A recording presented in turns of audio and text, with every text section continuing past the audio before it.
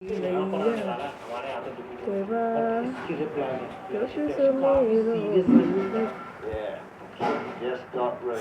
Because भले ही sonic को नहीं पता था, लेकिन फ्लैश को अंदाजा था कि एम्प्टी वर्ड कितना ज्यादा पावरफुल है।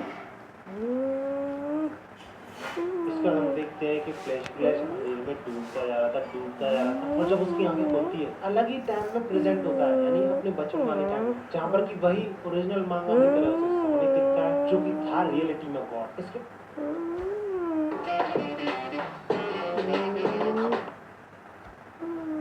पर आज की इस वीडियो में सैटामा से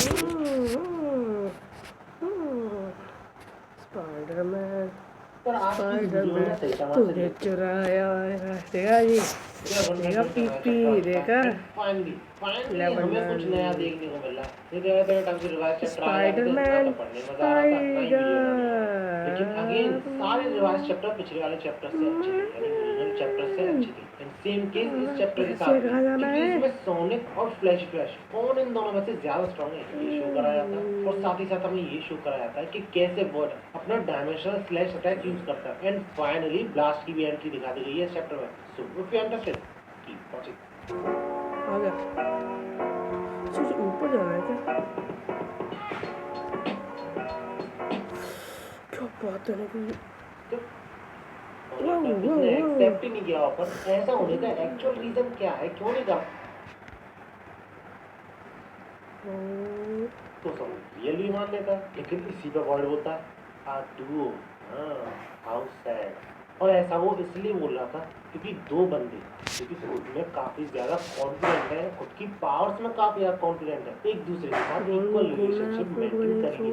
एंड आई पर्सनली थिंक ये शायद अपनी और ब्लास्ट की बात कर रहा है, इसलिए ऐसे दो लोगों का अलग होना तय है।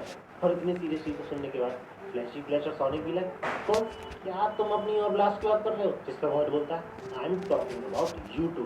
लेकिन हम सब जानते हैं जैसे कि फ्लैश ने बोल ही दिया ये ब्लास्ट और अपनी बात कर रहा था, उसी रिलेशनशिप से एक्सपीरियंस लेके ये बात बोली है। एंड इसके बाद वर्ड खुद इन दोनों के प्लस पॉइंट्स बताता है, जिसमें कि फ्लैश तो स्किल्स में एक्सेल करता है, यानी सोनिक से काफी ज्यादा बेहतर है। बट सोनिक इंटरनली काफी ज्यादा स्ट्रॉन्ग है, यानी मेंटली, जो चीज अभी रिसेंट इंसिडेंट से प्रूव भी होती है, जिसमें सोनिक को बिल्कुल भी फर्क नहीं पड़ा उस क्यूब का, ना ही प्रपोजल का गॉड का। और वहीं फ्लैश तो उसके शिकंजे में आने ही वाला था, वो तो सोनिक का जिसने की बचा लिया उसे। ऐसे ही कुछ देर इन तीनों की बहस चलती है, लेकिन जल्द ही सोनिक और फ्लैश कंबाइंड अटैक करना शुरू कर देते हैं वॉइड पे। और क्योंकि सोनिक पे वो क्यूब काम नहीं कर रहा था, तो वॉइड के अकॉर्डिंग सिर्फ एक ही बंदे को वो कन्वर्ट कर सकता है, जो कि था फ्लैश। एंड जब इसी दौरान फ्लैश और सोनिक वॉइड पे अटैक करते हैं, तो वॉइड अचानक से गायब हो जाता है और वो सम काइंड ऑफ इंटरडायमेंशनल एरिया में पहुंच जाता है, जहां से कि वो कितने भी तरीके के डायमेंशंस को देख सकता था, जिनमें से एक वन पंच मैन वर्ल्ड भी था, जो कि रियल वर्ल्ड हमें दिखाया जा रहा था। बट जैसा कि हमने काफी सारी मूवीज में देखा है, और अगर तुमने बेन 10 देखा है तो तुम्हें पता ही होगा कि हर एक डायमेंशन एक अलग पॉसिबिलिटी को रिप्रेजेंट करता है, और हर एक पॉसिबिलिटी क्रिएट होती है डिफरेंट पाथ से। जैसे कि फॉर एग्जांपल अगर तुम्हारी गर्लफ्रेंड है तो शायद होगी नहीं, लेकिन सिर्फ अगर है तो वो गर्लफ्रेंड तुमसे शादी करेगी तो एक अलग पॉसिबिलिटी क्रिएट हो जाती है, और अगर नहीं करेगी तो एक अलग पॉसिबिलिटी क्रिएट हो जाती है, और इन्हीं पॉसिबिलिटीज के थ्रू दो डायमेंशन क्रिएट हो जाते हैं, और इसी वजह से इनफाइनाइट डायमेंशंस प्रेजेंट है इस वक्त वर्ल्ड के सामने। एंड दैट्स व्हाई गॉड यहाँ पे कुछ भी करे, लेकिन स्टिल किसी भी तरीके के पैरेलल यूनिवर्स पे कोई भी असर नहीं पड़ेगा, क्योंकि वो उस यूनिवर्स में कोई चीज नहीं कर रहा है। लेकिन हाँ, ऐसा नहीं है वो टेक्निक का मतलब वो सम काइंड ऑफ साइंस का यूज करते हैं, जस्ट लाइक नारुतो वही डायमेंशनल स्लैश का यूज करता है। एंड पिछली बार जैसे ब्लास्ट को अंदाजा हुआ था पहले से कि क्या होने वाला है, इस बार फ्लैश को अंदाजा हो जाता है। अब ये कैसे हुआ, फ्लैश को कैसे अंदाजा पड़ा, आई डोंट नो, समझ में नहीं आया क्या रीजन है इस चीज का। लेकिन वो सोनिक से केयरफुल रहने को बोलता है, और अगले ही बार हम देखते हैं कि एक बहुत बड़ा क्रॉस पूरे एरिया को घेर लेता है, और जब फ्लैश पलट के देखता है तो सोनिक का आधा शरीर गायब। और ये चीज देख के फ्लैश की फट के आंख में आ जाती है, और इसी रिएक्शन से तुम समझ सकते हो कि फ्लैश कितना इमोशनली अटैच्ड है सोनिक से। अब इसी के साथ फ्लैश अकेला हो चुका था और मेंटली काफी कमजोर भी हो गया था सोनिक को ऐसी हालत में देख के। सो इसी का फायदा वर्ड उठाता है, अगेन अपियर होते ही उस गॉड की को फिर से टच करने की कोशिश करता है फ्लैश, लेकिन तभी सही टाइम पे एंट्री होती है ब्लास्ट की, जो कि ग्रेविटी नकल के थ्रू गॉड को टूट देती है। और ये पंच कितना पावरफुल था तुम देखिए।